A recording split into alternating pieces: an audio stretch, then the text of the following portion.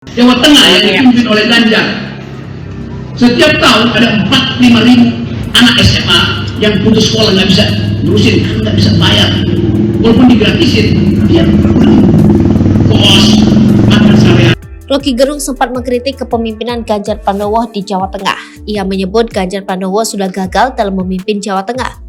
Rocky Gerung mengungkapkan kritik itu saat mengisi acara bertajuk Dialog Akal Sehat di Lombok Timur, Nusa Tenggara Barat, Senin 31 Juli 2023. Dalam video Facebook Tribun Lombok, Rocky Gerung menyebut soal 4.000 anak di Jawa Tengah putus SMA.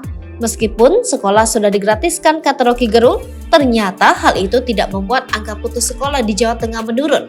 Sebab kata Rocky Gerung, biaya hidup saja sudah tinggi sehingga anak-anak memutuskan putus sekolah. Jateng yang dipimpin Ganjar setiap tahun ada 4.000 anak SMA putus sekolah karena nggak bisa bayar walaupun digratisin.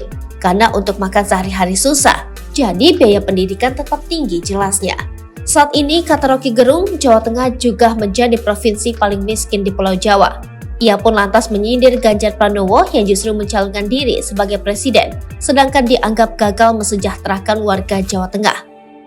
Dan Jateng provinsi paling miskin di Jawa. Jadi bayangkan gubernur yang gagal memelihara pendidikan kesejahteraan mau jadi presiden, kan ngaco ucapnya.